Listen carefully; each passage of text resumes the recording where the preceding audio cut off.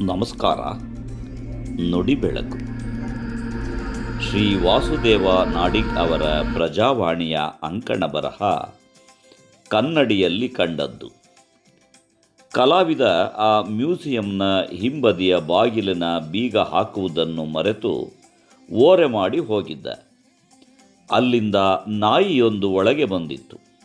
ಆ ಇಡೀ ಮ್ಯೂಸಿಯಂ ಏಕವ್ಯಕ್ತಿ ಕಲಾವಿದನ ಗಾಜಿನ ಕಲಾಕೃತಿಗಳ ಅನಾವರಣವಾಗಿತ್ತು. ನಾಯಿ ಹೊಕ್ಕಿದ್ದ ಆ ಕೋಣೆಯಂತೂ ಅದ್ಭುತವಾದ ಕಲಾಕೃತಿಯೇ ಆಗಿತ್ತು. ಇಡೀ ಗೋಡೆಗಳಿಗೆ, ನೆಲಕ್ಕೆ ಕನ್ನಡಿಗಳನ್ನು ಅಂಟಿಸಲಾಗಿತ್ತು. ಮೇಲೆ ಕೆಳಗೆ ಅಕ್ಕಪಕ್ಕ ಎಲ್ಲ ಕಡೆ ಬರೀ ಕನ್ನಡಿಗಳೇ. ಎಲ್ಲಿ ನೋಡಿದರೂ ನಮ್ಮದೇ ಮುಖ ಕಾಣುವ ಹಾಗೆ ಕನ್ನಡಿಗಳು. ನಾಯಿ ಒಳಹೊಕ್ಕ ಕೂಡಲೇ ಕನ್ನಡಿಯನ್ನು ನೋಡಿ ಬೊಗಳಿತು, ಹಾರಿ ಗುದ್ದಿತು, ಹಲ್ಲು ಉಗುರು ತಾಕಿಸಿತು. ಎಲ್ಲಿ ನೋಡಿದರೂ ಕನ್ನಡಿಯ ಒಳಗೆ ತನ್ನ ಹಾಗೆ ಇರುವ ನಾಯಿಗಳನ್ನು ನೋಡಿ ಕ್ಯಾತೆ ತೆಗೆದು ಬೊಗಳಲು ಶುರು ಮಾಡಿತು. 10 ಹಲವು ಕನ್ನಡಿಗಳಲ್ಲಿ ಕಂಡ ತನ್ನದೇ ಮುಖಗಳನ್ನು ನಿಜವಾದ ನಾಯಿಗಳೇ ಅಂತ ಭಾವಿಸಿ ಬೊಗಳಲು ಶುರು ಮಾಡಿತು.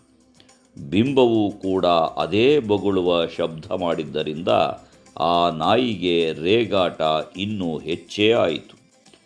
ಎಲ್ಲ ಕನ್ನಡಿಗಳಿಗೆ ತನ್ನನ್ನು ತಾನು ಗುದ್ದಿಕೊಂಡು ಸತ್ತೇ ಹೋಯಿತು.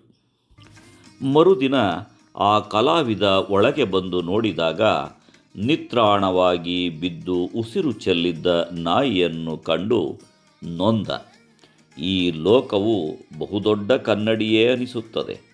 ಕ್ರಿಯೆ ಮತ್ತು ಪ್ರತಿಕ್ರಿಯೆಗಳೇ ಬಾಳನ್ನು ನಿರ್ಧರಿಸಬಲ್ಲವು. ಅಯ್ಯ ಅಂದರೆ ಸ್ವರ್ಗ, ಎಲವೋ ಎಂದರೆ ನರಕ ಎಂಬ ವಚನದ ಹಾಗೆ ಲೋಕಕ್ಕೆ ಕೊಡುವ ಉತ್ತರ ಮತ್ತು ಕಾಣುವ ನೋಟದ ಮೇಲೆ ಬಾಳು ಸರಿದಾಡುತ್ತಿರುತ್ತದೆ. ಯಾವುದೇ ಗಾಯ, ರಕ್ತಪಾತದ ಗುರುತಿರದೆ ಆ ನಾಯಿ ಪ್ರಾಣ ಬಿಟ್ಟ ಹಾಗೆ ಋಣಾತ್ಮಕ ಭಾವಗಳು ಸದ್ದಿಲ್ಲದೆ ಕೊಲ್ಲಬಲ್ಲದು. ಎದುರಿನವರು ಶಾಂತವಾಗಿ ಇದ್ದರೂ ಅದಾವುದೋ ಒತ್ತಡಕ್ಕೆ ಬಿದ್ದು ರೇಗಲು ಶುರು ಮಾಡುವ ಹಾಗೆ ತಣ್ಣಗಿನ ವಾತಾವರಣವನ್ನು ರಾಡಿಗೊಳಿಸುತ್ತೇವೆ.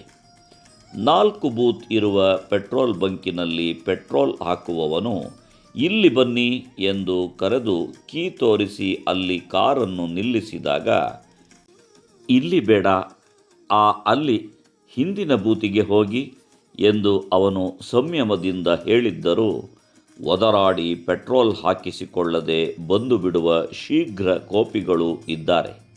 ವೃಥಾ ಗುದ್ದಾಡಿಕೊಂಡು ಸರದಿ ಸಾಲನ್ನು ಮುರಿದು ಮುನ್ನುಗ್ಗುವ ಜನರೂ ಇದ್ದಾರೆ. ಇಂತಹ ಕಡೆಗಳೆಲ್ಲ ಅನಗತ್ಯವಾಗಿ ಗಾಸಿಗೊಂಡು ಬರುವವರೂ ಇದ್ದಾರೆ. ಅದು ತಾನೇ ಸೃಷ್ಟಿಸಿದ ತನ್ನ ಪ್ರತಿಕ್ರಿಯೆಯೇ ಹುಟ್ಟುಹಾಕಿದ ಗದ್ದಲ, ಜಗಳ ಎಂದು ಅರಿಯದೆ ನಿತ್ರಾಣಗೊಂಡು ಮಲಗಿದ ನಾಯಿಯ ಪಾಡು ಹಲವರ ಮನಸ್ಸು. ತನ್ನಂತೆ ಪರ ಎಂಬ ಮಾತು ಅನ್ವಯ ಇಲ್ಲಿ. ಲೋಕವೇ ಬೃಹತ್ ಕನ್ನಡಿಯಾಗಿರುವಾಗ ನಕ್ಕರೆ ಅದು ನಗುತ್ತದೆ, ಅತ್ತರೆ ಅಳುತ್ತದೆ, ರೇಗಾಡಿದರೆ ರೇಗುತ್ತದೆ. ಸ್ಪಂದಿಸುವ ಸಮಯದ ಪಕ್ವತೆ ಮತ್ತು ಸ್ವೀಕರಿಸುವಾಗಿನ ಸಮಚಿತ್ತ ಲೋಕವೆಂಬ ಮಾಯಾ ಕನ್ನಡಿಯನ್ನು ಇನ್ನೂ ಅಂದಗೊಳಿಸಬಹುದಲ್ಲವೇ? ನಮಸ್ಕಾರ. ಧನ್ಯವಾದಗಳು.